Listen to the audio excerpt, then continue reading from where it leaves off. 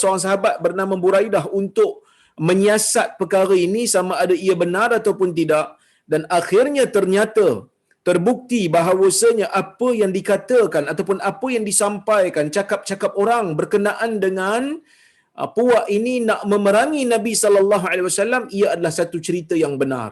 Maka Nabi sallallahu alaihi wasallam pun keluar bersama dengan 700 orang tentera dan 30 orang yang berkenderaan kuda, tentera berkuda. Maka Nabi sallallahu alaihi wasallam pun berjaya memerangi mereka ataupun menyerang mereka dalam keadaan mereka tidak diberikan inzar. Seperti mana yang disebutkan di dalam hadis, Nabi serang mereka ni tanpa memberikan apa-apa amaran dan ancaman. Dan ini menjadi polemik yang besar di sisi ulama sirah, tuan-tuan.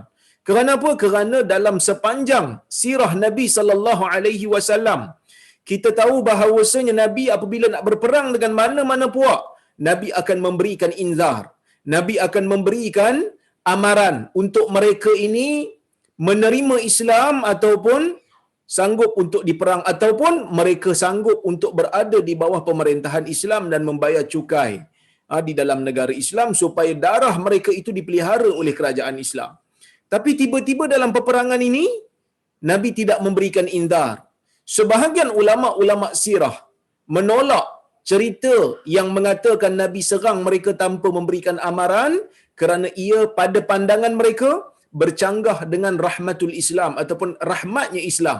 Tetapi sebahagian ulama mengatakan bahawasanya Nabi tidak memberikan apa-apa amaran kerana golongan ini yang memulakan permusuhan.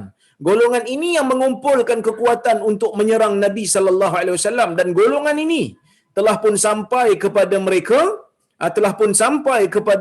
itu seruan untuk masuk Islam lama dah, sebelum daripada mereka ini diserang oleh Nabi sallallahu alaihi wasallam. Bahkan mereka degil, bukan hanya tidak mahu menerima Islam, bahkan mereka memusuhi pula, kumpulkan orang untuk menyerang.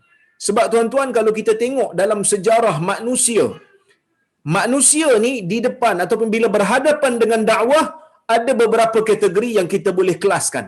Kelas yang pertama ataupun bahagian yang pertama, kategori yang pertama ialah manusia apabila dia mendengar kalam dakwah, apabila dia mendengar kalam yang benar yang diutuskan ataupun yang diucapkan oleh pendakwah, golongan ini menerima. Golongan ini menerimanya dengan penerimaan yang baik dan akhirnya menjadi Muslim. Golongan inilah golongan yang terpilih. Golongan sahabat-sahabat Nabi sallallahu alaihi wasallam termasuk dalam golongan ini. Dengar dakwah Nabi sallallahu alaihi wasallam, dengar kalam Nabi sallallahu alaihi wasallam, mereka ikut dan mereka terima. Ini golongan yang terbaik, golongan yang pertama, yang selamat di dunia dan juga di akhirat. Golongan yang kedua, golongan yang dengar kalam pendakwah, dengar kalam Nabi sallallahu alaihi wasallam tetapi tidak mahu untuk menerimanya. Dengar kalam Nabi tapi tak mau ikut. Sebab apa? Sebab ada kepentingan. Seperti mana yang saya cerita dulu, ada seorang raja Rom yang bernama Heraklius. Diberikan surat oleh Nabi sallallahu alaihi wasallam. Diberikan surat oleh Nabi sallallahu alaihi wasallam mengajak dia masuk Islam. Bila dia baca, dia tahu surat tu daripada Muhammad bin Abdullah wa Rasulih, hamba Allah dan Rasulnya. Dia mengarahkan orang-orang dia mengarahkan pegawai dia Maharaja Rom Timur yang menguasai Konstantinopel, dan dia mengarahkan orang-orang dia untuk menyiasat. Betul ke Nabi akhir zaman telah pun keluar? Kerana dia ini adalah Nasrani yang membaca kitab-kitab terdahulu. Maka apabila dia disiasat betul, yang dikatakan bahawasanya Nabi akhir zaman itu seperti mana yang diceritakan di dalam kitab-kitab lama telah pun keluar sehingga kan Heraklius apabila membaca surat tu, setelah dia membaca dan Nabi mengajak dia dalam surat tu, Nabi sallallahu alaihi wasallam mengajak dia untuk menerima Islam. Dengan kata Nabi, aslim taslam, masuklah kamu ke dalam Islam, nescaya kamu akan selamat. Yu'tikallahu ajraka marratain, Allah Azza wa Jal akan memberikan kamu pahala sebanyak 2 kali. Pahala yang pertama, pahala masuk Islam, menerima Islam. Pahala yang kedua, ada yang kata kerana dia kekal dalam Islam, maka dia akan dapat pahala apabila dia beramal untuk Allah Azza wa Jal ataupun beramal kerana Allah. Ada yang kata pahala yang kedua disebabkan bila dia masuk Islam, rakyat dia juga akan masuk Islam dan dia tidak menghalang dakwah itu untuk dakwah Islam untuk berjalan dalam negara dia. Okey? Maka dalam isu ni tuan-tuan dan puan-puan rahmati Allah sekalian, ada khilaf di kalangan para ulama. Tapi saya bukan nak cerita yang tu. Cuma saya nak cerita Heraklius pernah menyebutkan satu perkataan yang seolah-olah dia bukan hanya sekadar mendengar, tetapi dia juga percaya bahawasanya Nabi Muhammad sallallahu alaihi wasallam adalah nabi yang terakhir yang diutuskan oleh Allah. Sehingga dia kata apa? Lau a'lamu anni sa'akhlusu ilaihi latajashamtu liqa'ahu. Dia kata kepada Abu Sufyan yang pada masa itu belum menerima Islam lagi. Abu Sufyan ni akhirnya menerima Islam, tapi pada waktu ni belum lagi. Dia kata pada Abu Sufyan, dia kata, kalaulah aku tahu aku boleh untuk berjumpa dia, sudah pastinya aku akan bersungguh. Sudah pastinya aku akan berusaha betul-betul untuk bertemu dengan dia. Walau kuntu indahu laghasaltu an qadamai. Kalaulah betul-betul Allah Subhanahu wa taala takdirkan aku duduk di sebelah dia, aku nak basuh kaki dia. Kenapa basuh kaki? Tanda penghormatan. Kerana dia percaya bahawasanya Nabi Muhammad sallallahu alaihi wasallam adalah nabi akhir yang diutuskan, nabi yang terakhir yang diutuskan seperti mana yang diceritakan dalam kitab-kitab sebelum daripada penurunan Al-Quran. Jadi tuan-tuan, walaupun dia percaya, tetapi akhirnya dia tak terima. Kenapa dia tak terima? Kerana menjaga kedudukan. Ada golongan yang kedua, manusia yang mendengar kalam dakwah, membaca kitab-kitab yang bercerita tentang hidayah, yang mengajak kepada tauhid, tetapi akhirnya tidak mahu menerima kerana ada kepentingan diri. Golongan ni tak selamat. Di akhirat dia tak selamat. Nah, tapi mungkin dalam dunia ni dia tak memusuhi lah sebab dia tahu benda tu betul. Tapi ada juga yang memusuhi. Bahkan Ibn Hajar mengatakan berkemungkinan orang yang memerangi Nabi SAW dalam peperangan Mu'tah dan orang yang berperang dengan Umar bin Khattab sewaktu peperangan menjatuhkan Rom pada ketika itu adalah Heraklius yang sama. Berkemungkinan kerana nak mempertahankan kedudukan dia, dia sanggup bukan hanya sekadar tidak terima kebenaran yang ada, bahkan melawan. Sebab itu saya kata, ada di kalangan manusia yang pilih untuk mendengar tetapi menolak. Tahu benda yang didengar tu betul tapi tolak. Sebab apa tolak? Kepentingan dunia. Kedudukan dunia. Ada benda dunia yang dia nak kejar. Itu yang kedua. Yang ketiga, ada di kalangan manusia ni dia dengar dakwah. Dia dengar dakwah. Dia tak terima, bukan hanya sekadar dia tak terima, tetapi dia usaha untuk memburukkan orang yang berdakwah tersebut. Seperti mana yang dilakukan oleh Firaun kepada Nabi Musa, ketika mana Nabi Musa berdakwah kepada Firaun dengan satu bukti yang nyata bahawasanya dia itu memang utusan Allah, tetapi Firaun mengambil jalan untuk menghina Musa. Dia mengatakan Musa itu adalah orang yang hina. Musa itu adalah orang yang tidak ada kedudukan yang tinggi pun pada masyarakat. Bahkan dia apa? Diungkit pula kerana Musa itu pernah membesar di dalam istana Firaun.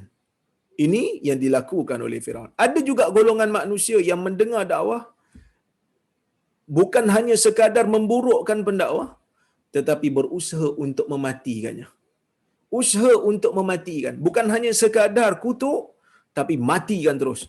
Ini juga yang dilakukan oleh Firaun, seperti mana yang telah saya ceritakan di dalam kuliah hari Sabtu yang lepas, ketika mana kita menghuraikan surah An-Nazi'at, ketika mana Allah Subhanahu wa taala menceritakan tentang dalam kisah tersebut tentang Nabi Musa dan juga Firaun. Ada juga di kalangan manusia, ya, ja'alu asabi'ahum fi adhanihim. Ya, mereka bukan hanya sekadar tak mau terima, dengar pun tak nak. Mereka letakkan jari jemari mereka di dalam telinga mereka untuk tidak mendengar seruan dan kalam para anbiya. Golongan seperti ini adalah golongan yang sangat-sangat sombong, golongan yang tak nak dengar pun. Kan? Tak nak dengar ni adalah satu benda yang sangat-sangat bahaya. Tak nak dengar. Orang yang dia nak bercakap tu, orang yang bawa bukti, tapi dia tak mau dengar. Jadi tuan-tuan dan puan-puan rahmati Allah sekalian, Bani Mustaliq, kita kembali kepada isu kita. Bani Mustaliq kata sebahagian ulama telah pun sampai kepada mereka dakwah Islam. Dan mereka dengar dah dakwah Islam ni. Cuma bukan hanya sekadar mereka tak mau terima, tetapi juga mereka berusaha untuk memerangi dan memadamkan cahaya Islam yang telah disebarkan oleh Nabi sallallahu alaihi wasallam dengan para sahabat. Maka sebab itu Nabi sallallahu alaihi wasallam memerangi mereka dalam keadaan mereka tidak diberikan apa-apa inzar, apa-apa kita panggil amaran sebelum itu. Maka bila peperangan itu berlaku, jadi Juwairiyah ni ditawan oleh Nabi dan para sahabat. Sebab itu kalau tuan-tuan tengok, siapa yang ada buku muka surat 141, kita baca sikit. Nama penuh dia semua saya dah bagi tahu dah sebelum ni. Maka kita tengok perkahwinan dengan Nabi sallallahu alaihi wasallam. Baik, beliau radhiyallahu anha pada awalnya ditawan oleh tentera Islam dalam peperangan Banil Mustaliq yang berlaku pada tahun ke-5 Hijrah. Majoriti ulama kata peperangan Banil Mustaliq berlaku pada tahun ke-5 Hijrah, cuma ada khilaf lah. Ibnu Ishaq mengatakan pada tahun ke-6. Khilaf di kalangan para ulama. Maka saya sebut di situ. Peperangan ini juga dikenali dengan peperangan Muraisi'. Banil Mustaliq pun dia, Muraisi' pun dia. Jadi dia merujuk kepada perang yang sama. Juwairiyah sebelum ditawan merupakan isteri kepada Musafi' bin Safwan Al-Mustaliqi. Ya. Baik. Suaminya meninggal dalam peperangan tersebut. Kemudian beliau ditawan dan berada di bawah tawanan seorang sahabat yang bernama Sabit bin Qais. Dia ni masa Nabi sallallahu alaihi wasallam pergi memerangi puak dia, dia ni ada suami dia. Dia bukan Islam lah pada masa tu. Ya, maka dia ada suami dia. Kemudian dia ditawan. Dia ditawan, maka dia berada di bawah saham. Dia ni dah jadi tawanan lah. Bila tawanan perang tu dia bedak-bedakkan lah pada sesama tentera. Maka dia ni diletakkan di bawah saham, ya, ataupun di bawah bahagian yang dapat dia ni adalah seorang sahabat Nabi sallallahu alaihi wasallam yang bernama Thabit bin Qais. Okey? Baik. Kemudian tuan-tuan dan puan-puan rahmati Allah sekalian, disebutkan di situ. Kemudian Thabit radhiyallahu anhu melakukan mukatabah dengan Juwairiyah. Mukatabah ialah akad yang berlaku antara hamba dan tuannya, yang mana tuannya menetapkan sejumlah harta yang perlu dibayar oleh hambanya sebagai gantian untuk membebaskan dirinya. Bayaran ini dibuat secara bertempoh yang ditentukan oleh tuan dia. Punyalah Islam ni tuan-tuan, ya. Punyalah Islam ni nakkan supaya hamba tu dibebaskan. Ya, hamba tu dibebaskan oleh tuan dia, maka Islam membuka pintu untuk membebaskan hamba tu banyak sekali. Banyak pintu untuk dibebaskan hamba. Okey, selain daripada kafarah dan seumpamanya, antaranya juga mukatabah. Dan diberikan pahala lah bagi tuan-tuan yang membebaskan hamba ni, ganjaran yang besar. Kenapa Islam tidak membatalkan hamba secara terus? Kerana tuan-tuan, sebelum daripada kedatangan Islam lagi, sebelum daripada kedatangan Islam, hamba ni dah ada dah. Saya dah sebut sebelum ni. Maka sebab itu tidak wajar. Sebab itu tidak wajar untuk mengatakan bahawasanya Islam yang disalahkan bila ada hamba. Kerana Islam tak perkenalkan. Islam datang dalam keadaan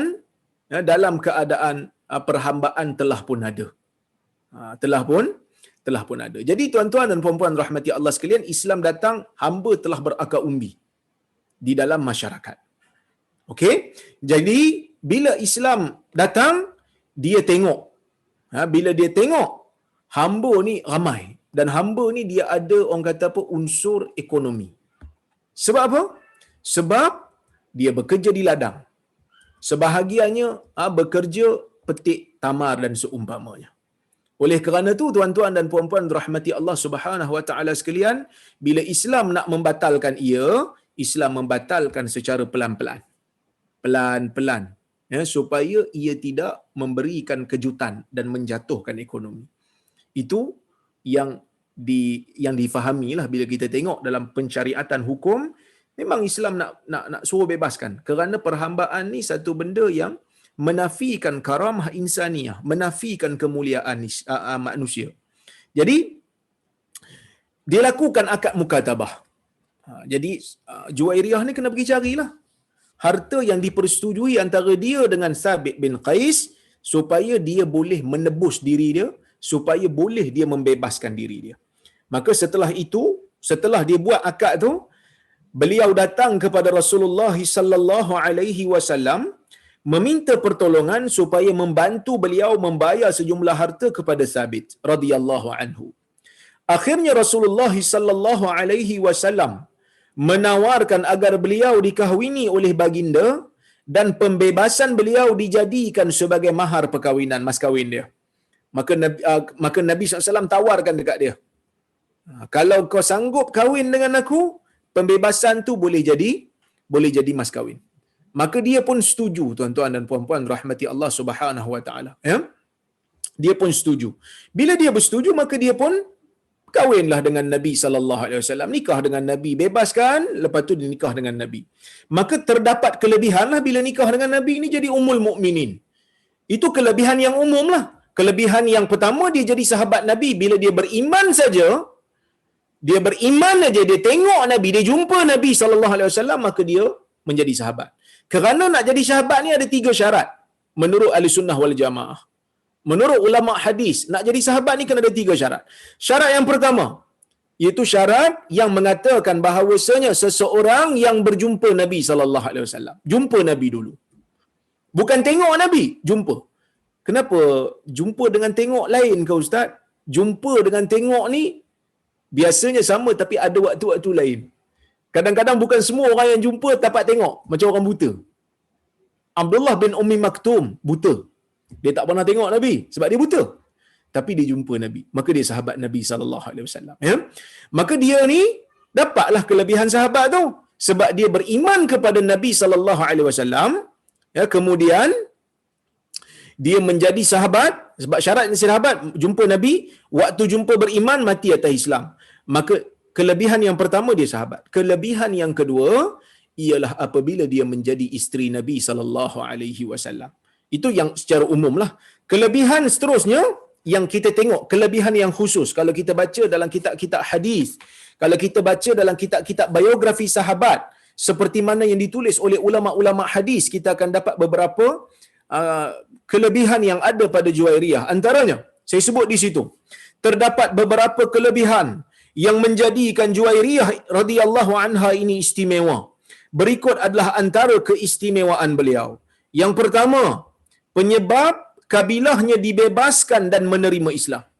Dia menjadi sebab, dia menjadi punca, dia menjadi alasan, ya, untuk kaum-kaum dia dibebaskan. Untuk kaum-kaum dia pun menerima Islam. Okey, saya sebut di situ. Seperti yang diketahui, Juwairiyah radhiyallahu anha berasal daripada keturunan Bani Mustaliq, yang mana Rasulullah sallallahu alaihi wasallam pernah berperang dengan kabilah ini kerana mereka yang mahu berperang dulu dengan baginda, lalu baginda memenangi peperangan tersebut. Kita semua tahulah, saya dah cerita tadi, mereka ni yang nak serang Nabi dulu. Maka apa yang Nabi buat itu adalah reaction. Reaksi Nabi terhadap permusuhan yang mereka mulakan dulu. Kan? Mungkin sebelum ni ada orang fikir Islam ni menggalakkan keganasan. Tak. Kita tengok 13 tahun Islam dekat Mekah. Islam ditindas. Islam diseksa. Sebahagian daripada sahabat dibunuh.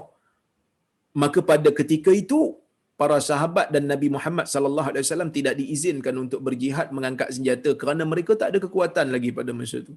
Bila sampai di Madinah barulah ada kekuatan, maka disyariatkan jihad mengangkat senjata setelah daripada hijrah semata-mata untuk mempertahankan diri daripada permusuhan.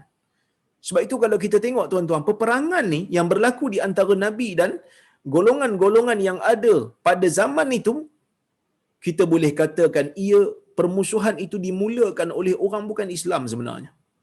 Orang Mekah bunuh sahabat Nabi sallallahu alaihi wasallam yang bernama Yasir, yang bernama Sumayyah. Maka peperangan itu, peperangan Badar itu kita namakan ataupun terjadi disebabkan oleh kerana permusuhan yang dimulakan oleh puak-puak Quraisy.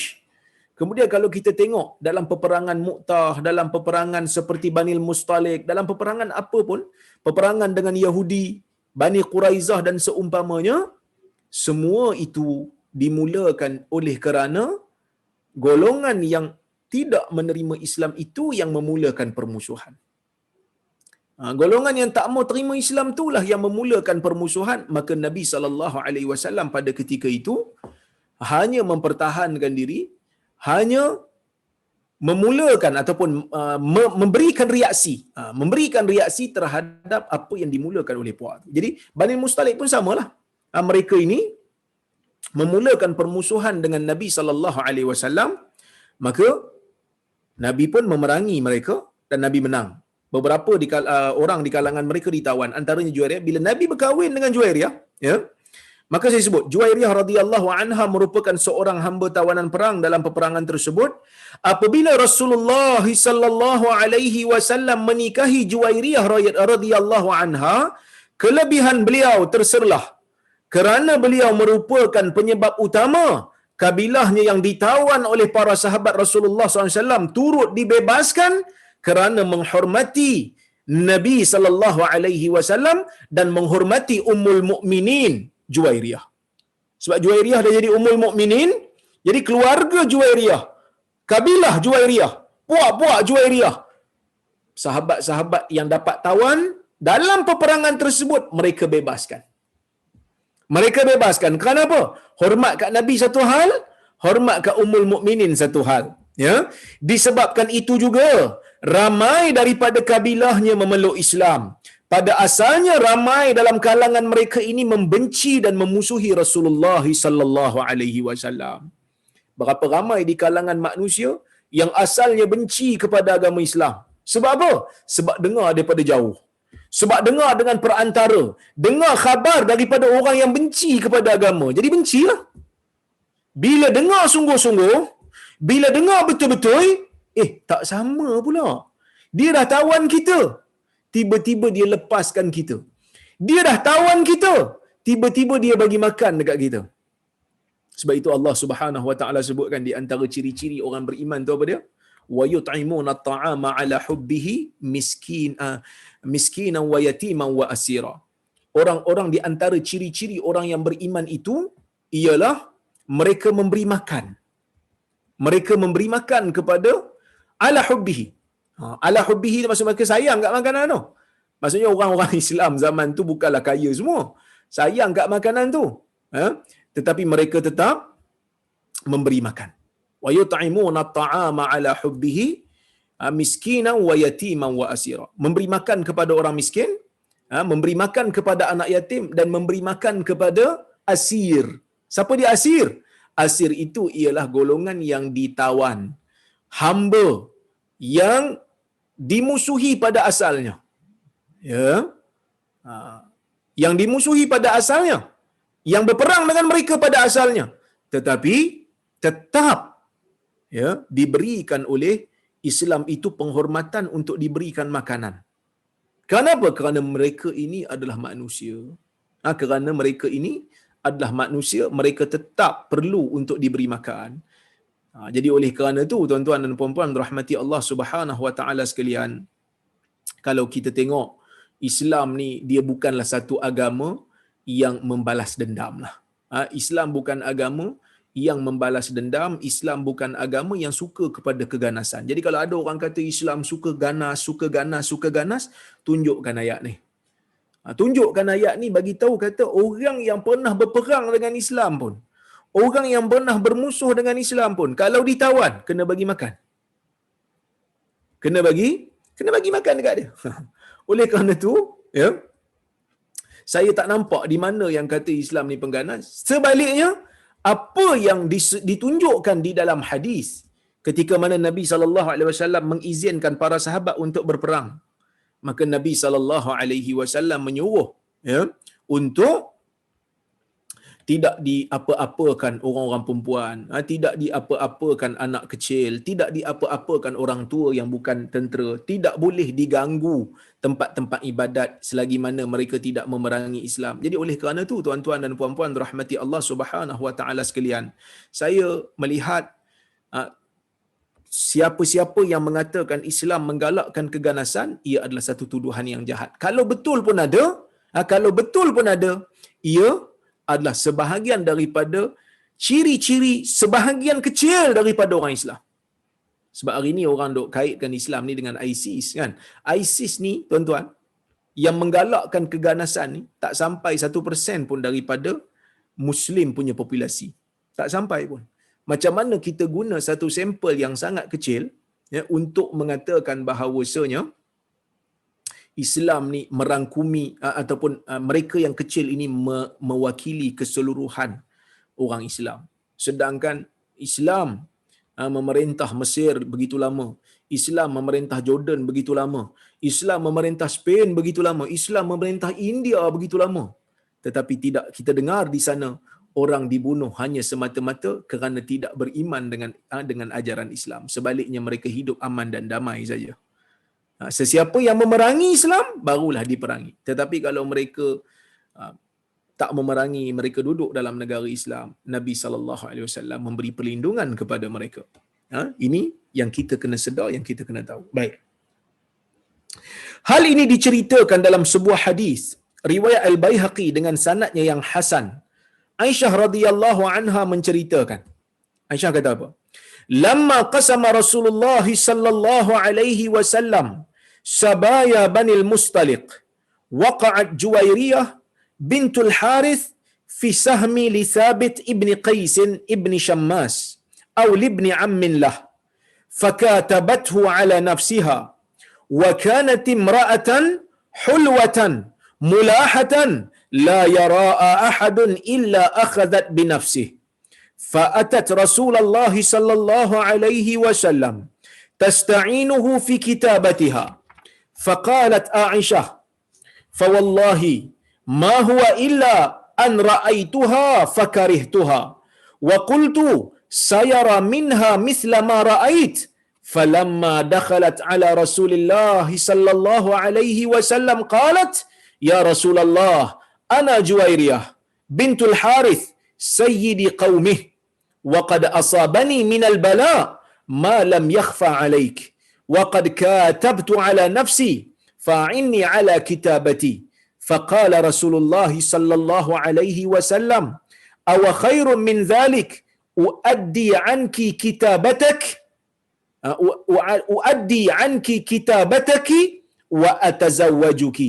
فقالت: نعم.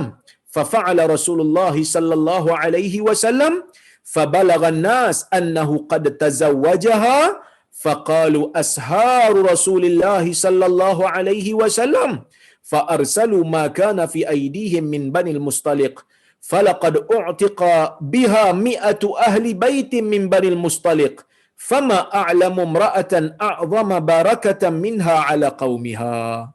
Ini hadis ni panjang sikit, hadis riwayat Imam Al-Bukhari, menceritakan tentang bagaimana peristiwa Juwairiyah datang kepada Nabi SAW, asalnya minta tolong kepada Nabi, tapi akhirnya menjadi isteri Nabi, dan akhirnya peristiwa itu menjadikan keluarganya, kabilahnya dibebaskan oleh sahabat Nabi SAW. Tengok apa maksudnya. Kata Aisyah, apabila Rasulullah SAW membahagikan tawanan perang yang didapati ataupun yang diperolehi daripada peperangan Banil Mustaliq, Juwairiyah bintul Harith berada di bawah milik Thabit bin Qais bin Syammas, ya, ataupun sepupunya. Syammas ataupun sepupunya. Baik. Lalu dia membuat perjanjian ataupun dia buat akad mukatabah dengan tuannya itu, iaitu dengan Sabit. Dia merupakan seorang wanita yang cantik. Seorang wanita yang cantik, seorang wanita yang segak, seorang wanita yang kalau siapa tengok tertariklah. Begitulah maksudnya. Baik, dia seorang yang manis, seorang yang cantik. Arab ni dia panggil cantik itu manis, mulahah. Hulwah, hulwah, mulahah. Manis, cantik. Okey? Baik. Tidak ada orang yang melihatnya melainkan orang tu akan tertawa. Ni kata Aisyah. Aisyah tengok apa Aisyah tengok cantiklah. Maka Aisyah kata la yara ahadun illa akhadhat bi nafsi. Tak ada siapa yang tengok Juwairiyah ni melainkan dia akan ambil lah. Dia akan belilah sebab ni hamba kan. So dia akan ambil, dia akan beli hamba dia. Baik. Fa'atat Rasulullah SAW tasta'inuhu fi kitabatiha. Maka dia datang kepada Nabi SAW. Dia datang, dia minta Nabi ni tolong dia. Dia minta tolong kepada Nabi SAW untuk Nabi ni selesaikan hutang dia yang dia buat bersama dengan tuan dia, iaitu Sabit.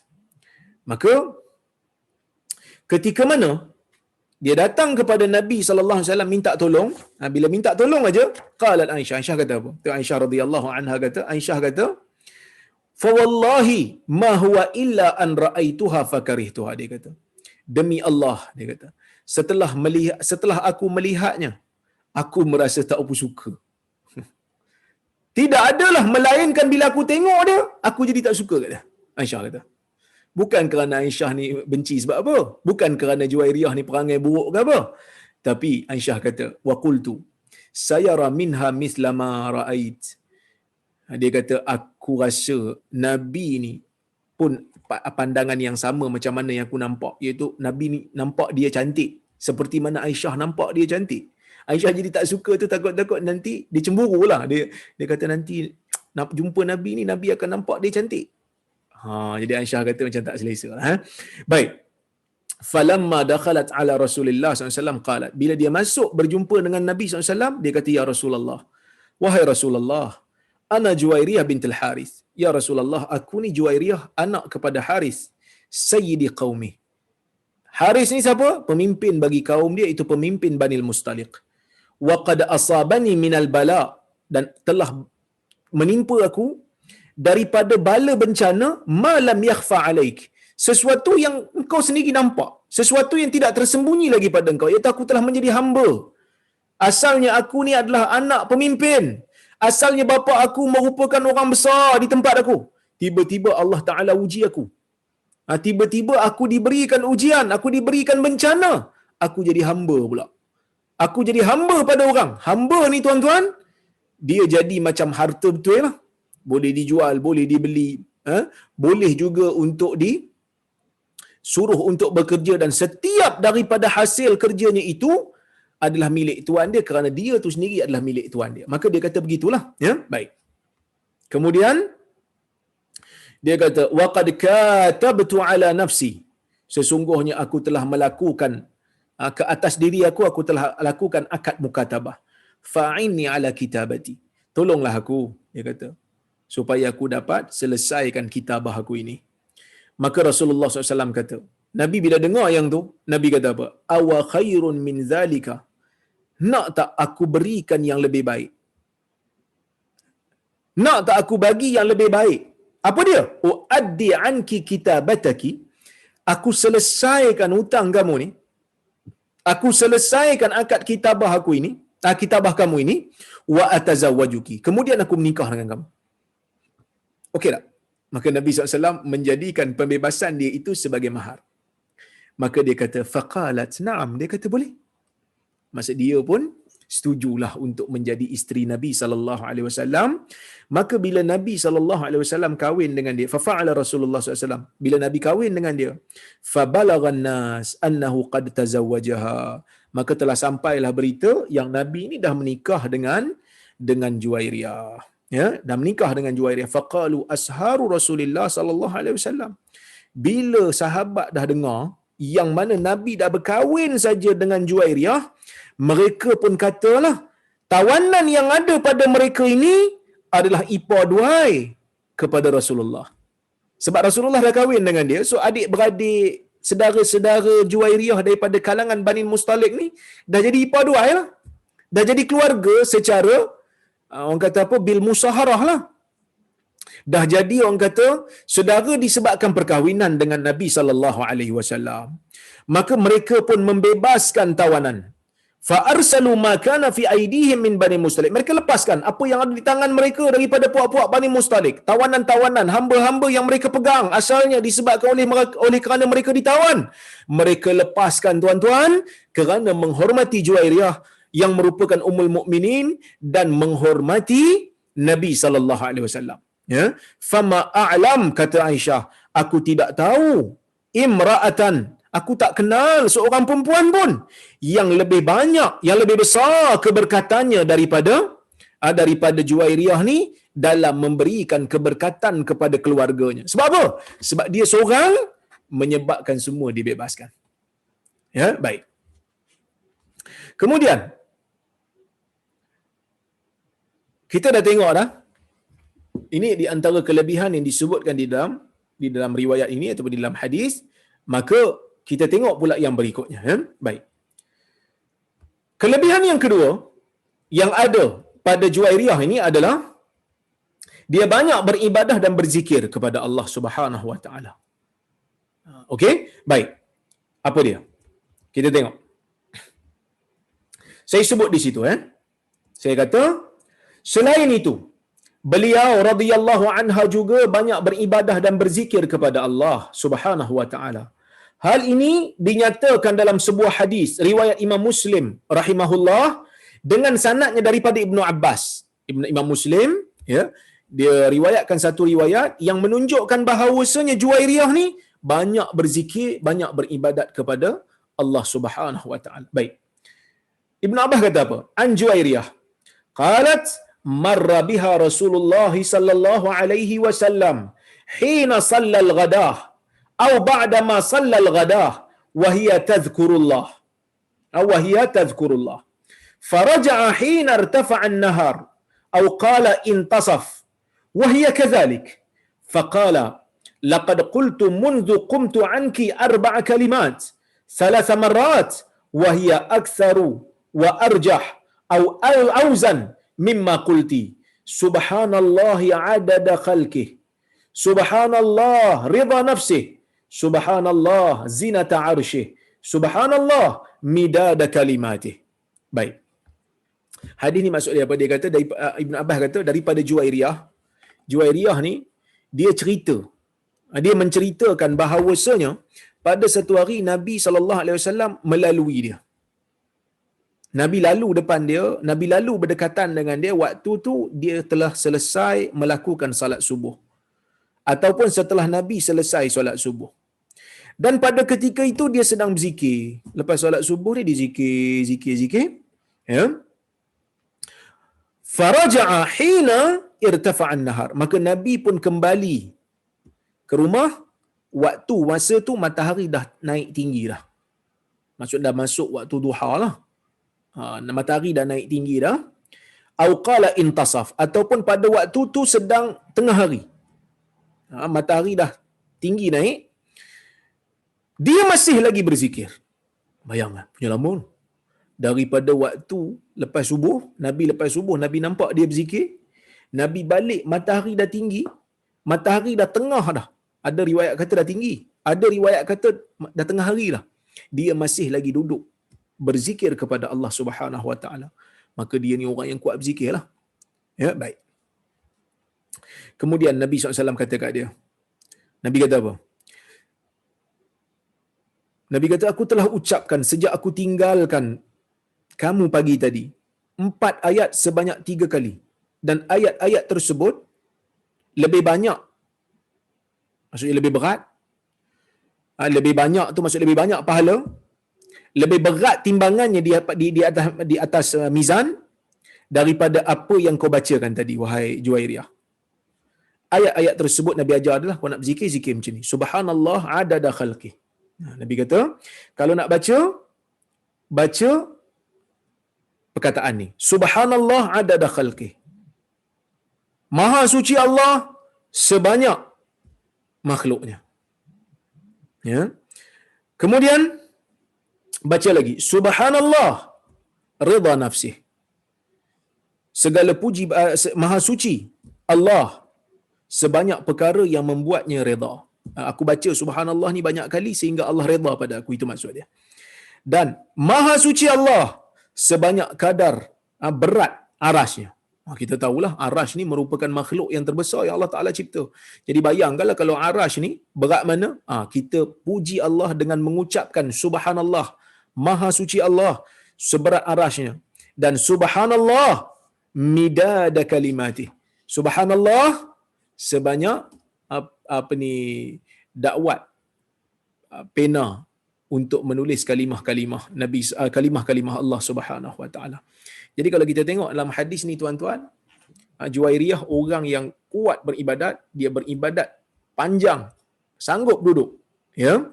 Oleh kerana tu ini merupakan di antara kelebihan. Dan wafatnya dia, Juwairiyah meninggal dunia, Juwairiyah radhiyallahu anha meninggal dunia pada tahun 50 Hijrah. Sebagian ulama kata dia meninggal dunia pada tahun 56 Hijrah. Dan ketika dia meninggal dunia, dia berumur 65 tahun. Dan jenazah beliau disolatkan oleh Gubernur Marwan bin Hakam yang merupakan Gubernur Bani Umayyah pada ketika itu. Kerajaan Bani Umayyah. Marwan ibn al-Hakam. Itulah sedikit cerita tentang Juwairiyah. Kita tengok tuan-tuan dan puan-puan rahmati Allah sekalian, kisah Ummu Habibah binti Abi Sufyan. Ini salah seorang juga isteri Nabi SAW yang terkenal. Nama dan nasab dia, nama penuh beliau ialah Ummu Habibah binti Abi Sufyan. Ini gelaran dia lah. Ya. Abu Sufyan ni nama apa? Sakhar bin Harb. Ya. Sakhar bin Harb bin Umayyah Al-Qurashi. Ulama berbeza pendapat tentang nama sebenar dia. Dia punya gelaran Ummu Habibah sebab dia ada anak nama Habibah. Tapi siapa nama sebenar dia? Ulama berbeza pendapat. Majoriti ulama kata nama sebenar dia Ramlah. Ramlah bintu Abi Sufyan. Ramlah bintu Abi Sufyan. Ya, baik. Ini adalah pandangan majoriti. Sebab tu saya sebut, tuan-tuan tengok muka surat 150. Ulama berbeza pendapat tentang nama sebenar beliau. Pandangan pertama mengatakan bahawasanya nama sebenar Ummu Habibah ialah Ramlah. Ini merupakan pendapat majoriti ulama. Pandangan kedua mengatakan nama sebenar beliau adalah Hind. Hindun. Ada yang kata nama dia Hindu, tapi ini minoriti lah.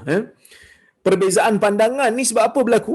Ada yang kata Ramlah, ada yang kata Hindun. Sebab dia lebih dikenali dengan kunyah dia. Kunyah dia ni tak ada khilaf. Macam tu lah sahabat ni begitu. Kalau dia terkenal dengan nama kunyah, mungkin orang tak ambil penting sangat nama sebenar dia. Sebab dia memang dipanggil dengan gelaran macam Abu Hurairah lah. Banyak khilaf tentang nama dia. Ada orang kata 36 khilaf tentang pandangan ulama tentang nama dia. Tapi adakah nama Abu Hurairah tu orang khilaf? Nama Abu Hurairah tu tak. Cuma yang khilaf siapa yang bagi gelaran Abu Hurairah tu? Ada yang kata kaum dia yang bagi. Ada yang kata Nabi SAW yang bagi. Tapi mereka sepakat mengatakan gelaran dia memang Abu Hurairah. Tapi nama dia yang paling tepat berdasarkan pandangan ulama-ulama ahli sunnah, mereka mengatakan Abdul Rahman bin Sakhar. Tapi tetap ada ulama lain yang berbeza pendapat dalam isu tu. Sebab apa? Sebab dia lebih dikenali dengan gelaran dia iaitu kunyah dia. Sama juga macam Ummu Habibah, oleh kerana dia ni lebih dikenali dengan nama Ummu Habibah ataupun dengan gelaran Ummu Habibah, maka nama sebenar dia tu orang berbeza pendapat sikit. Baik. Bapanya ialah seorang sahabat Nabi SAW yang masyhur dalam sirah. Okey. Kenapa? Kerana tuan-tuan dan puan-puan rahmati Allah Subhanahu wa taala sekalian, masyhurnya bapa dia ni sebab bapa dia merupakan satu watak yang mana dalam peperangan Nabi di awal-awal bertempur dengan orang bukan Islam ni, bapa dia terlibat. Peperangan Badar, peperangan Uhud, peperangan Khandaq, Abu Sufyan terlibat. Dan Abu Sufyan terlibat ni bukan dia berada di puak Nabi. Dia berada di puak lawan Nabi. Waktu peperangan Badar, dia penyebab sebab dia bawa kekayaan sehingga kekayaan tu nak dirampas oleh orang Islam pada masa itu, maka dia panggil orang Quraisy untuk tolong dia supaya dapat diselamatkan harta tu supaya tak dirampas oleh orang Islam. Kenapa orang Islam nak rampas dah? Orang Islam zaman tu kan uh, orang Islam zaman tu menganggap orang-orang Quraisy ni harbi kan. Harbi sebab dia orang memulakan permusuhan. Dia orang halau orang Islam, dia orang bunuh orang Islam, memerangi orang Islam, ya. Maka harta mereka dianggap sebagai halal. Sebahagian ulama kata sebab Nabi SAW galakkan sahabat ni untuk ambil balik harta yang mereka tinggalkan di Mekah yang telah diambil oleh orang-orang Quraisy pada masa itu. Okey. Maka dalam isu ni saya melihat keajaiban tuan-tuan, urusan iman. Manusia yang daripada awalnya memusuhi Nabi sallallahu alaihi wasallam seperti Abu Sufyan, peperangan Badar, dia yang panggil orang untuk memerangi orang Islam untuk menyelamatkan harta yang dia bawa. Peperangan Uhud, dia yang panggil kumpulkan orang untuk perang dengan Nabi sallallahu alaihi wasallam dan dia menjerit mengatakan Nabi sallallahu alaihi wasallam telah meninggal dunia pada waktu tu. Sedangkan Nabi tidak meninggal pun pada waktu tu. Nabi tak wafat pun pada waktu tu. Dia juga yang berusaha mengumpulkan orang-orang untuk memerangi Nabi dalam peperangan Khandaq. Tetapi ujian ataupun urusan iman ini sangat ajaib. Manusia yang asalnya tak suka kepada Nabi Muhammad SAW. Sehingga di depan Heraklius pun, ketika mana Heraklius tanya dia soalan, dia jawab betul sebab dia takut. Kalau ditipu, takut-takut Heraklius tahu. Dia kena cakap betul. Tapi dia tetap juga masuk perkataan yang menunjukkan dia tak suka kepada Nabi SAW. Ketika mana Heraklius bertanya kepada Abu Sufyan, adakah dia ni mungkir janji? Dia kata tak. Dia kata, tetapi kami, iaitu orang Quraisy dan Nabi Muhammad ni, dengan Muhammad ni ada perjanjian, iaitu perjanjian Hudaibiyah. Perjanjian yang kami buat dengan dia, wa ma adri ma huwa fa'ilun fiha. Yang mana fi muddatin, kami berada dalam satu tempoh gencatan senjata yang kami tak tahu dia akan buat apa dalam dia. Tak tahulah dia mungkir ke janji ni, ataupun dia taat ke, ataupun dia laksanakan ke, aku tak tahu. Lepas tu dia kata apa? Dia kata, aku tak tahu nak masukkan kalimah apa, nak menggambarkan yang aku ni tak setuju dengan Muhammad pada masa tu. Tetapi tuan-tuan, urusan iman ni sangat ajaib. Allah Subhanahu Wa Taala membuka jiwa Abu Sufyan untuk menerima Islam setelah satu puak daripada orang yang berada di bawah perjanjian Hudaibiyah pada ketika itu, iaitulah Bani Bakar yang menjadi geng kepada Quraisy. Bila berlakunya perjanjian Hudaibiyah, gencatan senjata dilakukan selama 10 tahun. Tak boleh memerangi antara orang Islam dengan orang Quraisy. Kemudian ada dua puak, Bani Bakar dan Bani Khuza'ah. Bani Khuza'ah masuk di bawah geng Nabi dan para sahabat. Manakala Bani Bakar masuk di bawah geng Quraisy, tiba-tiba Bani Bakar ni pergi serang Bani Khuza'ah, sehingga kan berlakunya peperangan. Maka pada masa itu Abu Sufyan berada dalam keadaan ketakutan. Dia berusaha untuk menjadikan Nabi SAW tak memerangi orang Mekah pada ketika itu, tapi Nabi SAW menolaknya, dan akhirnya apabila Mekah dibuka, dia menerima Islam dan menjadi sahabat Nabi SAW yang mulia. Dia menjadi sahabat Nabi SAW yang mulia walaupun dah lewat pada masa itu. Tahun ke-8 baru dia masuk Islam. Nabi berjuang di Mekah 13 tahun. 8 tahun berada di Madinah. Cuma ada 3 tahun, 2 tahun lebih sebab Nabi SAW wafat awal tahun ke-11 bulan Rabiul Awal. 8 tahun Nabi berada di Madinah, cuma tinggal beberapa tahun. Dia mengambil kesempatan yang masih berbaki untuk masuk ke dalam Islam dan menjadi sahabat Nabi SAW yang mulia. Sebab tu saya kata tuan-tuan, ini merupakan keajaiban urusan iman. Sebab itu, kita ni jangan rasa terlewat. Selagi mana sinar harapan itu datang, selagi mana hidayah itu dapat menggerakkan jiwa kita, jangan sekali-kali rasa, lambat dah aku ni, dah tua dah. Dah. Abu Sufyan tuan-tuan, dia grab bila hidayah tu sampai kat dia. Dan akhirnya dia menjadi sahabat Nabi SAW. Dan hari ni bila kita baca nama dia, kita katakan Abu Sufyan radhiyallahu anhu. Abu Sufyan, moga Allah meredai dia. Kenapa? Kerana dia ambil peluang bila seruan Islam tu dah mengetuk jiwa dia. Jangan sekali-kali rasa, jangan sekali-kali rasa bahawasanya kita dah terlewat dan terlambat. Selagi mana nyawa belum sampai ke kerongkong, maka ia tidak dianggap sebagai terlewat. Ya, selagi mana nyawa tak yugharghir. Kalau ikut riwayat Tirmizi lah. Yugharghir tu maksudnya selagi mana nyawa tidak sampai ke kerongkong. Ini Abu Sufyan. Maka sebab tu saya kata bapanya ialah seorang sahabat yang sangat masyhur di dalam sirah, iaitulah Abu Sufyan bin Harb. Ya. Seorang yang asalnya memusuhi Rasulullah sallallahu alaihi wasallam, tetapi akhirnya menerima Islam dan menjadi sahabat baginda yang mulia. Ibunya pula bernama Safiyah bint Abil As bin Umayyah. Beliau merupakan ibu saudara kepada Uthman bin Affan dan beliau dilahirkan pada pada 17 tahun sebelum kenabian. Perkahwinan dengan Nabi sallallahu alaihi wasallam. Okey. Ramlah binti Abi Sufyan ataupun Ummu Habibah radhiyallahu anha sebelum menjadi isteri kepada Rasulullah sallallahu alaihi wasallam, beliau mempunyai suami yang bernama Ubaidillah bin Jahash al-Asadi. Ketika itu beliau berhijrah bersama dengan suaminya ke Habasyah. Maksudnya Ummu Habibah ni dengan suami dia masuk Islam, terima Islam, kemudian pada zaman fatrah Mekah, tempoh dakwah di Mekah, Nabi belum berhijrah, dia pergi bersama dengan suaminya berhijrah ke bumi Habasyah kerana nak menyelamatkan akidah. Ya. Maka mereka dikurniakan anak bernama Habibah. Sebab tu dia dipanggil Ummu Habibah. Dikatakan bahawa suaminya itu asalnya seorang Muslim tetapi murtad dan memeluk agama Nasrani. Ya. Agama itu merupakan agama yang paling ramai di antara agama dominan di Habasyah. Bila pergi ke sana dia terus jadi terkesan dengan sana, terus masuk Nasrani. Walaupun begitu, kesemua riwayat yang berkaitan dengan kemurtadan suaminya itu dari sudut sanad lemah. Cuma saya nak bagi tahu ulama beza pendapat dalam isu kemurtadan Ubaidillah bin Jahash ni.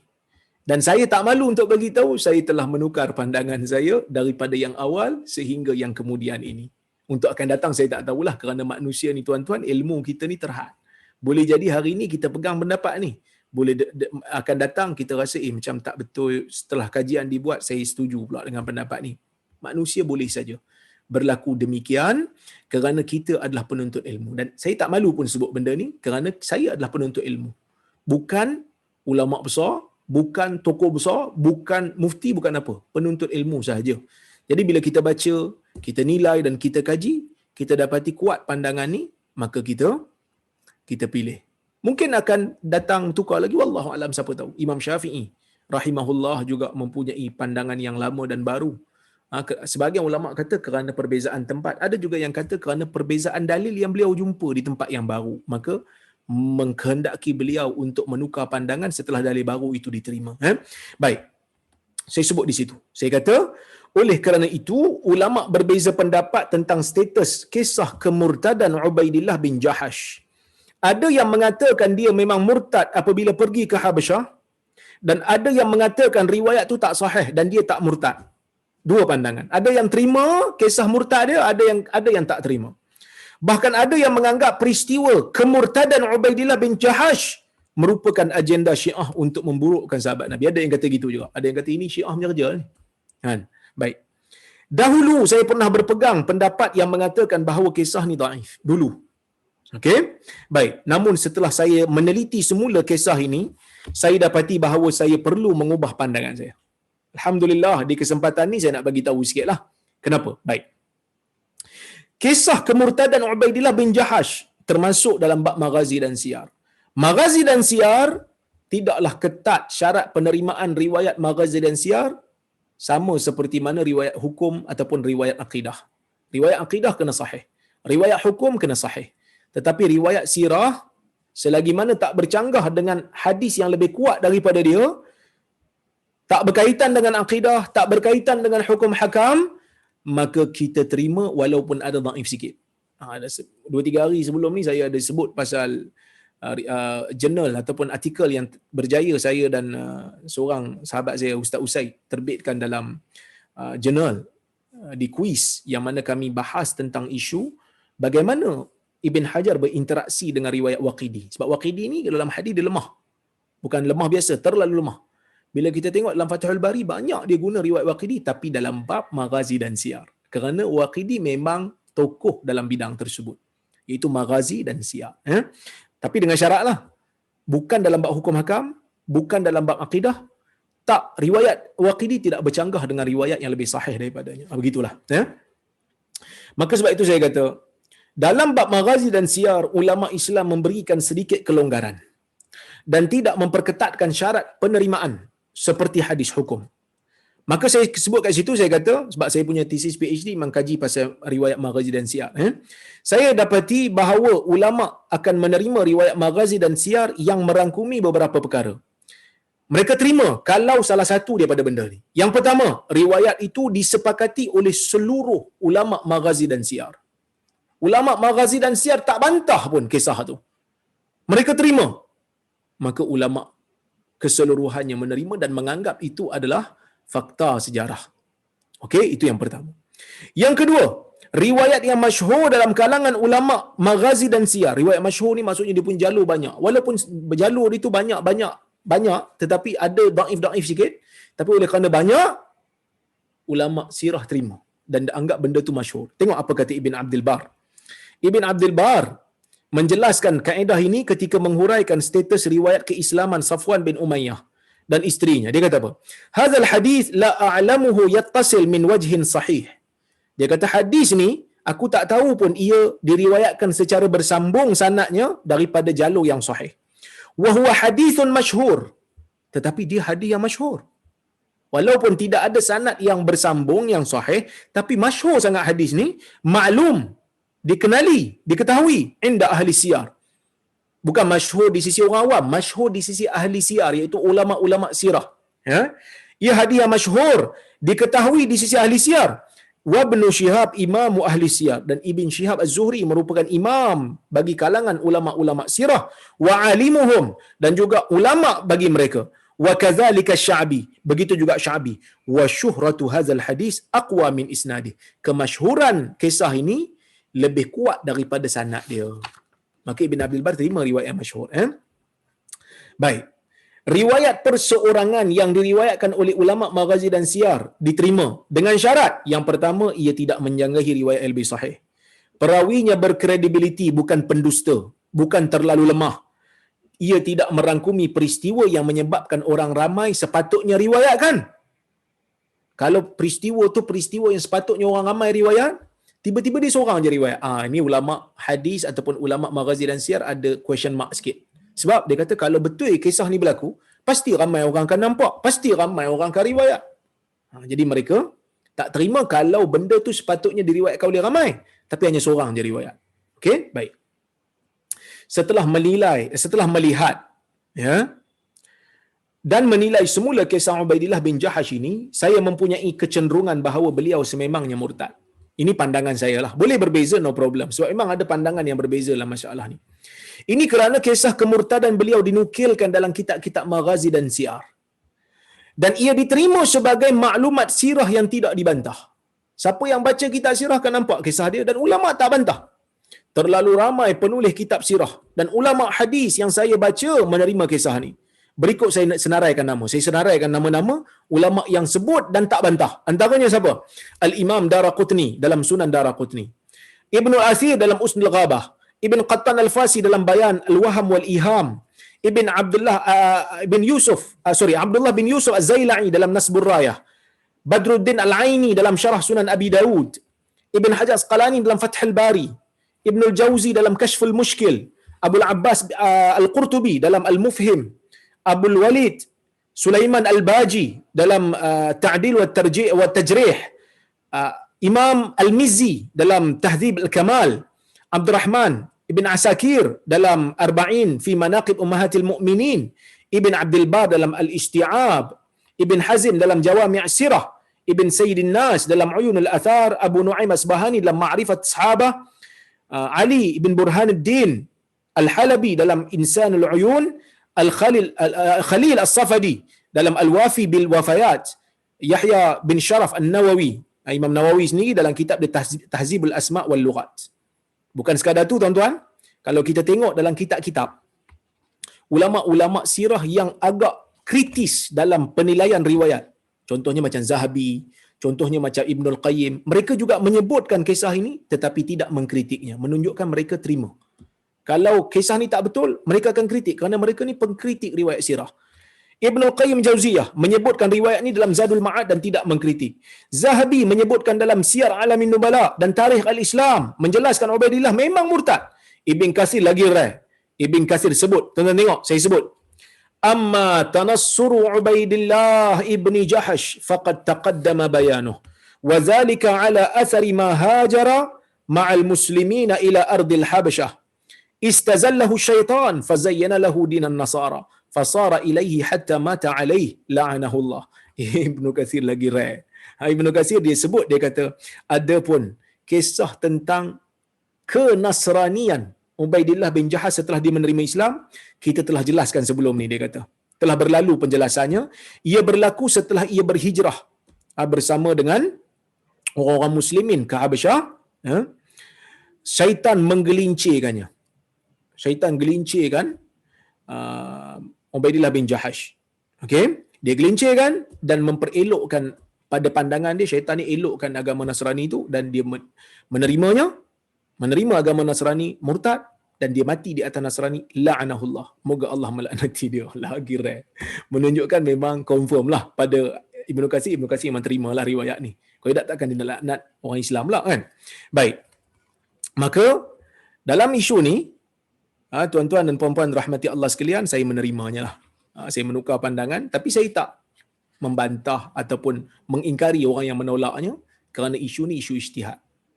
Baik, kalau kita tengok dari sudut sanad dia dhaif, tetapi ia diterima oleh, boleh saya katakan, keseluruhan ulama silam yang mencerita dalam bab sirah yang saya jumpa, mereka terima kisah ini. Baik, mungkin ada yang kata sanad dia dhaif. Saya dah bagi tahu dah, sanad dhaif ni dalam bab sirah, selagi mana bukan hukum hakam, selagi mana bukan akidah, selagi mana tidak bercanggah dengan riwayat yang sahih, yang lebih sahih, kita terima. Ada yang kata ia menyanggahi riwayat Abu Sufyan bersama Heraklius. Sebab Heraklius pernah tanya pada Abu Sufyan waktu dia belum Islam, ada tak pengikut Nabi yang menjadi murtad kerana benci kepada agama? Abu Sufyan kata tidak. Jadi dia kata, macam mana pula orang ni? Orang ni bukan ke murtad. Abu Sufyan kata tak ada. Okey. Sebenarnya Ibn Hajar radhiyallahu anhu ataupun rahimahullah telah pun menjawab ketika menghuraikan hadis ini. Ibn Hajar kata, dia kata bahawa kemungkinan murtadnya Ubaidillah bin Jahash disebabkan beliau masuk Islam tanpa memahaminya. Dan murtad bukan kerana marahkan agama. Sebab soalan Heraklius, ada tak orang yang murtad daripada kalangan umat Nabi ni, ada tak yang murtad kerana marah agama? Ubaidillah dia masuk kerana dia bukan faham betul. Dan dia bukan marahkan agama Islam, tapi memang kerana ilmu dia yang lemah. Oleh kerana itu, tuan-tuan dan puan-puan rahmati Allah Subhanahu wa taala sekalian, suami dia meninggal di sana dalam keadaan Nasrani, ya. Maka bila suami dia meninggal, Rasulullah sallallahu alaihi wasallam meminang Ummu Habibah dan maharnya dibayar oleh Raja Najasyi yang berada di Habasyah pada ketika itu, dan perkahwinan ini berlangsung pada tahun ke-7 Hijrah. Pada tahun ke-7 Hijrah, ini di antara kelebihan, ya, cerita yang ada di dalam kisah Ummu Habibah. Jadi insya-Allah dalam kuliah akan datang kita akan cerita sikit kelebihan dan kewafatan Ummu Habibah. Tapi sikit je tuan-tuan. Tak apalah.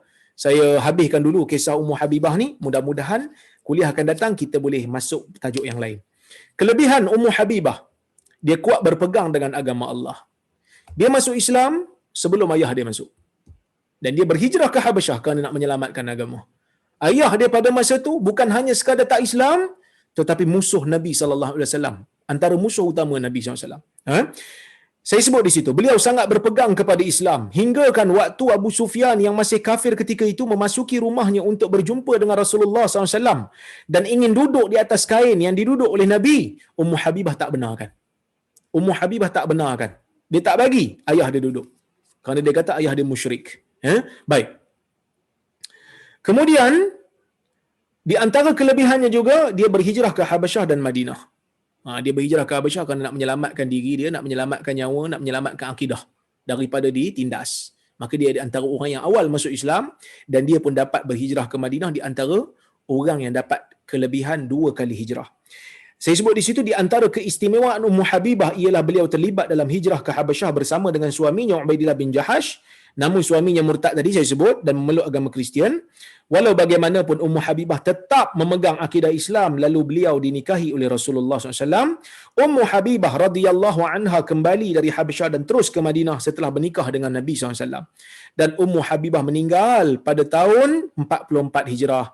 Dan ada yang kata dia meninggal dunia sebelum kematian Muawiyah bin Abi Sufyan, tapi pandangan ni tak benar lah. Mana pandangan ni dia kata Ummu Habibah meninggal sebelum Muawiyah, tapi pendapat yang tepatnya dia meninggal pada tahun ke-44 Hijrah. Wallahu taala alam. Ada yang kata dia meninggal setahun sebelum kewafatan Muawiyah bin Abi Sufyan, tapi pandangan ni lemahlah. Baik tuan-tuan, insya-Allah kita berhenti dulu di sini. Alhamdulillah kita berjaya habiskan kisah Ummu Habibah ni. Insya-Allah kita akan sambung kuliah kita pada minggu hadapan jika ada waktu dan kesempatan. Wallahu a'lam.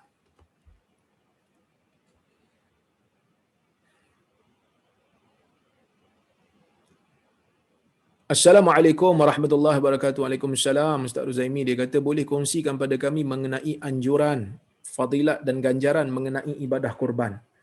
Tuan-tuan dan puan-puan rahmati Allah sekalian, ibadah korban merupakan ibadah yang ulama sepakat mengatakan ia dianjurkan. Fasalli li rabbika wanhar. Salatlah kamu kepada Tuhanmu dan laksanakan nahar, laksanakan sembelihan untuk Allah. Sebahagian ulama tafsir kata ni ayat Al-Quran yang suruh kita melakukan korban. Baik.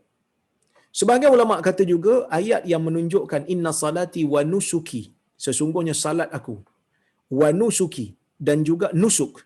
Sebahagian ulama mentafsirkan dengan maksud sembelihanku.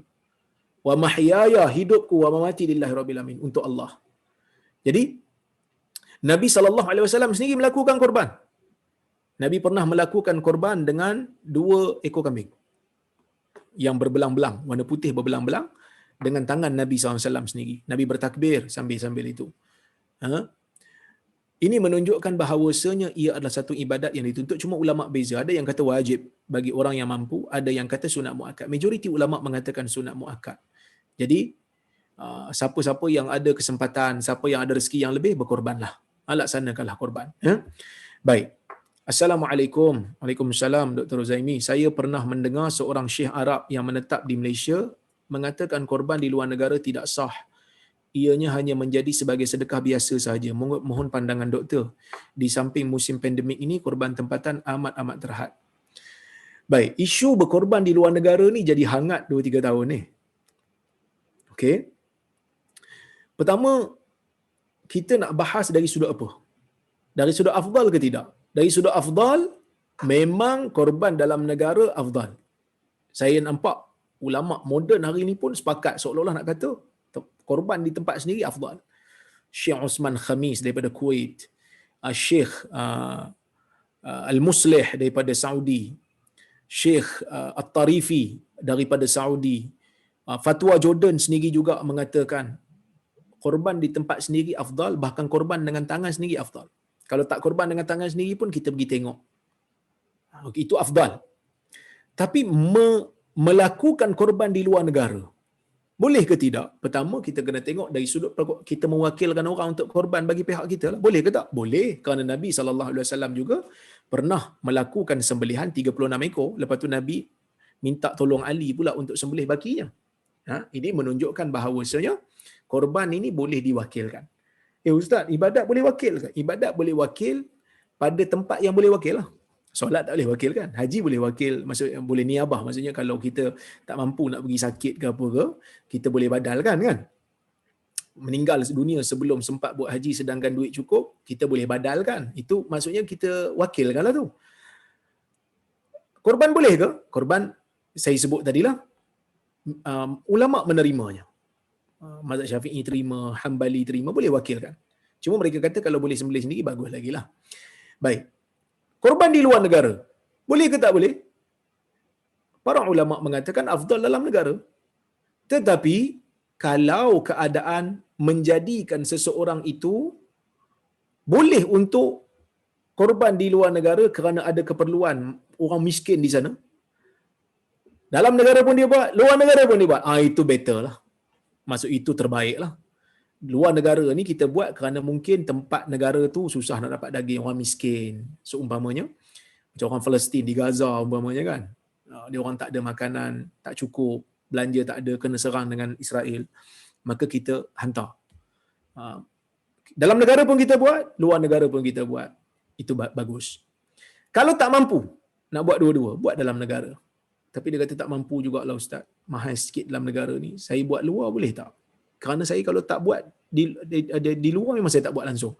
Maka buat di luar lebih baik daripada tak buat langsung. Lebih baik daripada tak buat langsung. Okey, cuma saya nak ingatkan, bila kita buat di luar negara, pastikan yang urus itu yang amanah. Jangan yang scammer. Buatlah siasatan, buatlah kajian yang mana yang diyakini betul. Selain daripada orang yang amanah, kena tengok juga akad yang kita buat dengan dia tu. Akad apa yang kita buat dengan dia untuk dia wakilkan tu? Adakah kita guna akad wakalah bil ujrah? Wakalah bil ujrah ni wakil dengan upah. Jadi kalau dia guna akad wakalah bil ujrah, wakil dengan upah, kena nyatakanlah upah berapa. Tapi dia kata, dia tak bagi tahu ustaz. Mungkin dia buat akad tempah, akad salam. Kerana sebahagian ulama membenarkan akad salam haiwan. Tapi bila buat akad salam, bila buat akad tempahan, kena ikutlah pula ciri-ciri akad salam tu punya syarat. Kena nyatakan range berat, kena nyatakan jenis, kena nyatakan tarikh penerimaan dan sebagainya. Jadi, nasihat saya kepada syarikat-syarikat yang buat korban di luar negara ni, amanahlah. Yang pertama, kalau orang tanya, kena bagi tahu korban dalam negara afdal lagi. Itu kena bagi tahu. Tapi dia kata kalau nak buat dua-dua bagus. Kalau tak nak buat dua-dua, daripada tak buat langsung, boleh buat luar negara. Tapi dengan syarat kita finalizekan akad, buat akad betul-betul. Masa orang nak bayar dekat laman web tu, kena letak akad. Carilah pakar-pakar muamalat. Dalam negara kita ni ramai pakar-pakar muamalat yang ada. Jadi cari pakar-pakar muamalat, minta nasihat dia orang untuk finalizekan akad. Supaya tidak ada gharar dalam jual beli tersebut. Itu nasihat saya lah. Wallahu a'lam. Salam, dia kata, apa beza beriman dan bertakwa? Apa beza beriman dengan bertakwa? Bertakwa ni merupakan syarat orang beriman. Sorry, bukan syarat. Bertakwa ni merupakan ciri-ciri orang beriman. Itu maksud takwa. Takwa ni maksudnya ditakut pada Allah. Bertakwa, ciri-ciri orang beriman. Okey? Itu maksud, itu kaitan dia lah. Wallahu a'lam.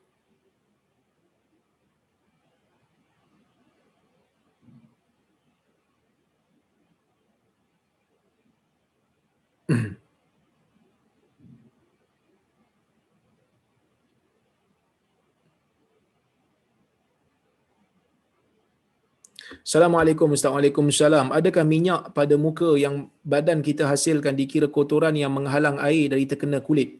Jika kita nak berwuduk, adakah kena hilangkan minyak pada muka dan atau boleh terus berwuduk? Minyak yang tidak mempunyai jirim, maksudnya kita tak nampak dia tu orang kata apa orang kata apa membentuk satu lapisan yang kita boleh orang kata apa boleh rasa dengan tangan kita ataupun dengan deria kita, dengan anggota kita, dia halang betul sehingga kita nampak jirim dia, yang tu tak boleh lah. Tapi minyak muka ni dia bukan ada jirim, maka dalam keadaan tu ya, minyak rambut umpamanya yang tak ada jirim, minyak rambut yang bila terkena air dia akan lembut dan seumpamanya, yang ni dia tak termasuk dalam perkara yang menghalang air. Ya, baik. Demikian yang disebut oleh ulama.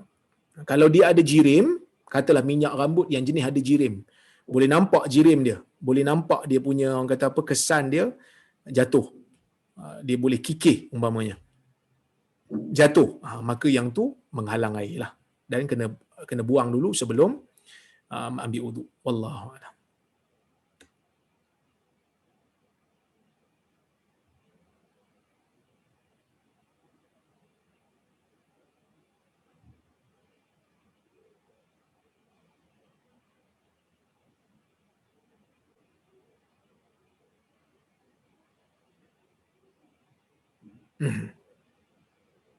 Ui, banyak soalan ni.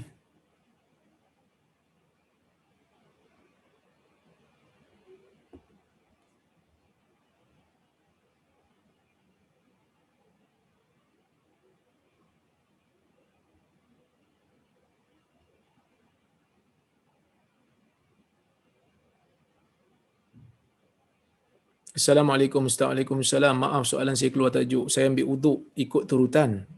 Lepas basuh kaki, sementara shower tu masih ada air, masih ada air keluar, saya basuh muka hingga air berhenti. Adakah habit tu buatkan saya keluar dari turutan? Kalau memang dia dah basuh muka dah sebelum ni, lepas tu dia dah basuh tangan, disapu kepala, lepas tu basuh kaki, kemudian dah selesai dah, lepas tu dia tutup shower tu masih keluar air, dia letakkan muka dia dekat tempat air. Itu bukan untuk ambil wuduk, sekadar untuk mendapatkan manfaat daripada air yang sejuk tu untuk menyejukkan muka dia lagi. Yang tu tidak membatalkan turutan. Sama macam orang yang ambil wuduk dah selesai, lepas tu dia pergi balik bilik air, dia basuh muka dia, bukan untuk ambil wuduk, tetapi untuk orang kata apa, orang kata apa, menyejukkan muka dia, sedangkan wuduk dia masih belum terbatal yang awal tadi, itu tak membatalkan wuduk. Wallahu a'lam.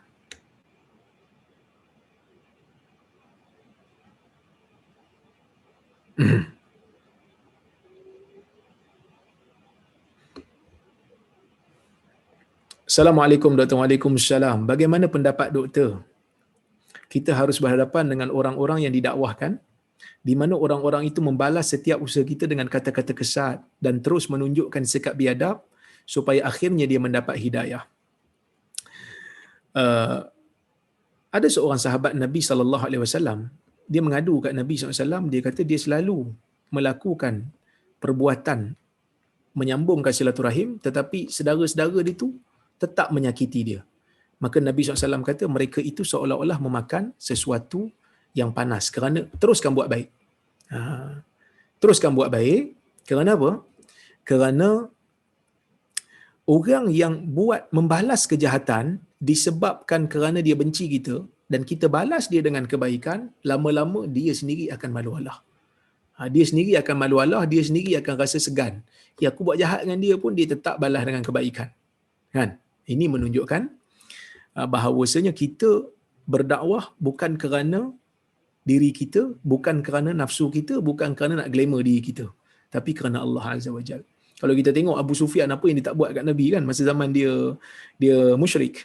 Tetapi bila dia terima Islam, maka Nabi SAW layan dia seperti sahabat Nabi SAW yang lain. Ini menunjukkan ketinggian akhlak, keikhlasan seorang pendakwah.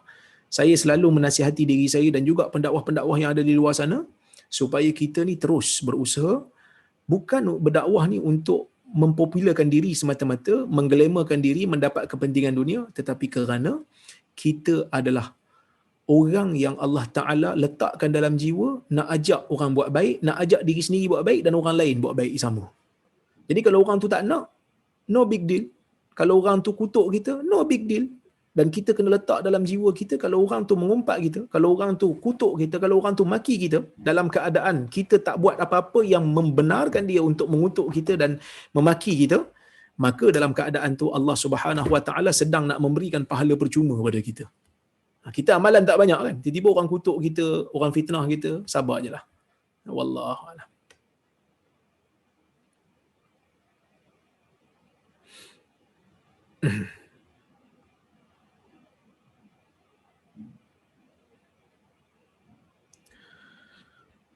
Okey.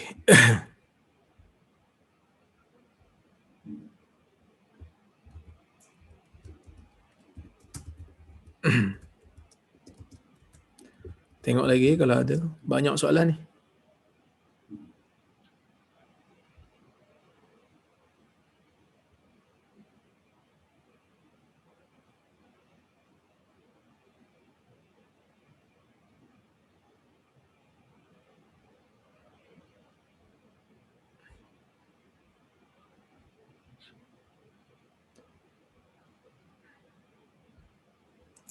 Okey. Sekejap ya.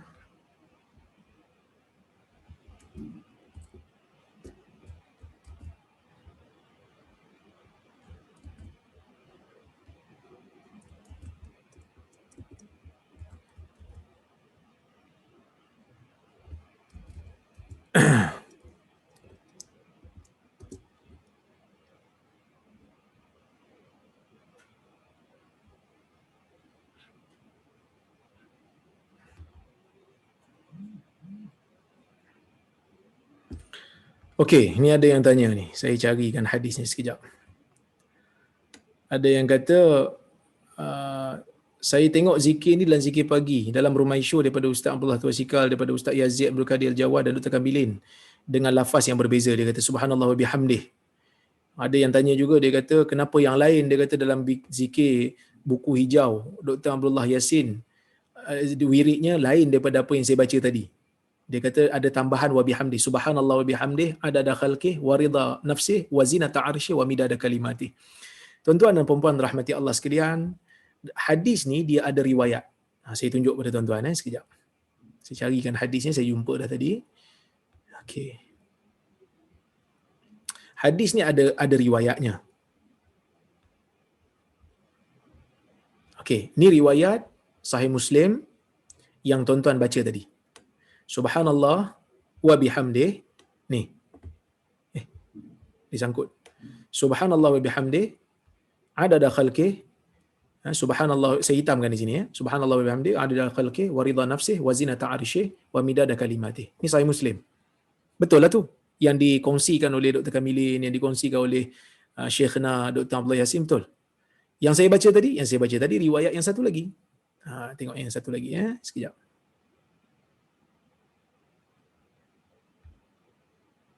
Dia sangkut lah. Sekejap.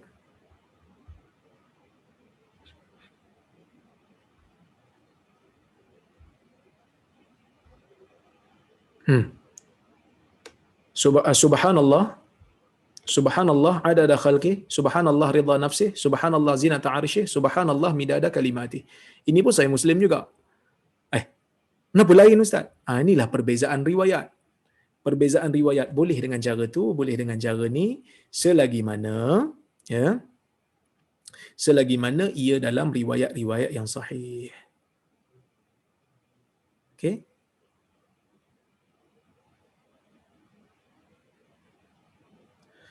Okey, tengok ni soalan bagus. Salam Dr. Waalaikumsalam. Kenapa para ulama hanya menerima hadis yang bertaraf sahih dalam akidah dan ibadah tapi tidak dalam sirah? Bukankah perkara ini akan menyebabkan generasi akan datang disajikan dengan fakta sejarah yang salah? Terima kasih. Okey.